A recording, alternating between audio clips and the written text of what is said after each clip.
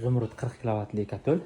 Ko'pchilik narxini so'rashadi. Narxi $2250 chiqadi. Assalomu alaykum akalar. Oromgohda joylashgan 300 kvadratli obyekt uchun ko'mir katul ustanovka qilib berdik. Uyimiz orqa tomonida turibmiz. Dehqonlar 9 metr chiqib ketgan. Hammasi sendvichning. Shu ko'rinishda montaj qilib berganmiz. Ichkariga katul o'rnatib berganmiz.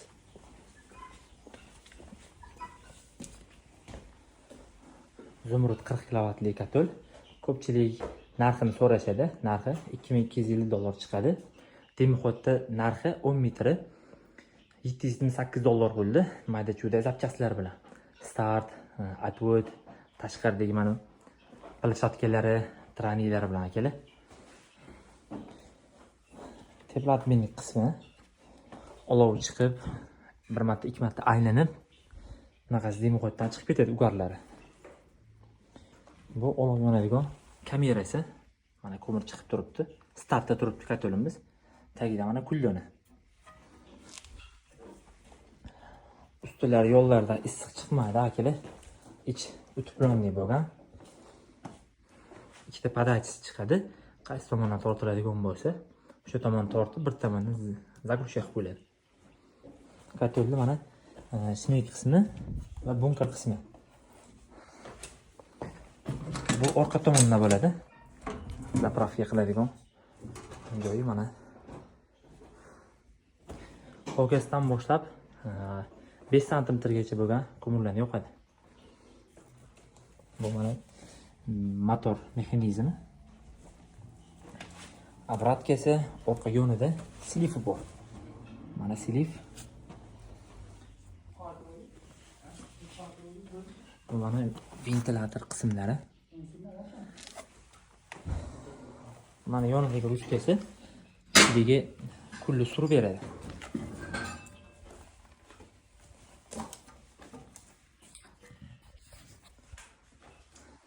Katuldan podachi chiqibdi. Ventildan oldin gruppa bezopasnik qo'yganmiz. 3 atmosferada o'tib ketadigan bo'lsa, har xil vaziyatda yonida mana zirnoy klapan bor, havo chiqaradigan avtovozdux, manometr bor, ichidagi davleniyani ko'rib turishlik uchun va chiqqandagi bitta ventil qo'yib berganmiz. Podachi mana chiqib ketdi.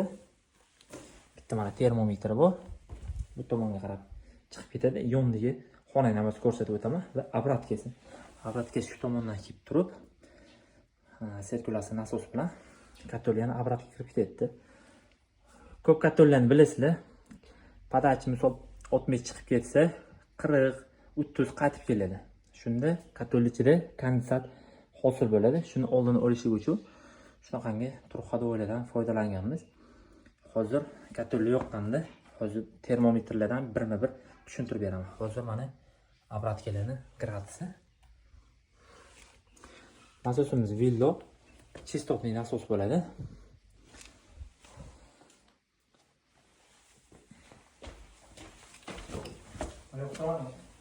Bu yonimizda gazli katulli ustanovka bo'lgan.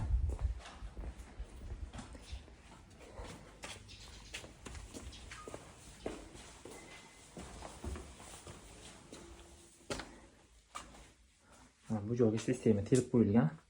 Eksport gazli katullarni ustanovka qilingan ekan. Gaz pasayib qolganda, gaz uchib qolganda ko'mir katulli yoqib foydalanaman dedilar klient. Shu joylarni ozgina parallelga qilib turib, o'zimiz 40 diametrda montaj qilib berdik. Qora izolyatsiya kauchuklar bilan, metall klipsalar bilan akkuratni chiroyli qilib montaj qildik.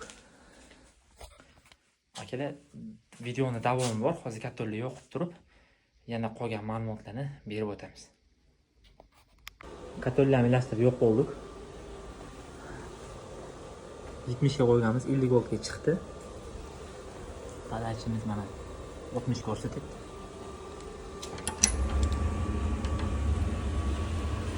Mana yonishlari.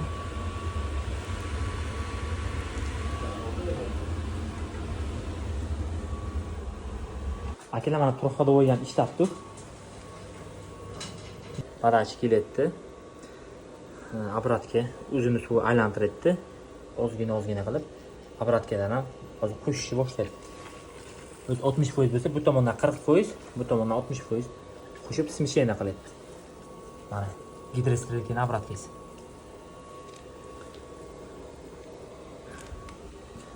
Katolimiz mana avtomat, bunkurlar orqasida. Dimoxodimiz 150 diametr. Uyga общий stabilizator 15 kilovatli qo'yilgan ekan. Bu bitta skachok. Shu narsalarni quyilsa, xudo xolasa, katolga ham punkt upravleniyasiga garantiyasi bor.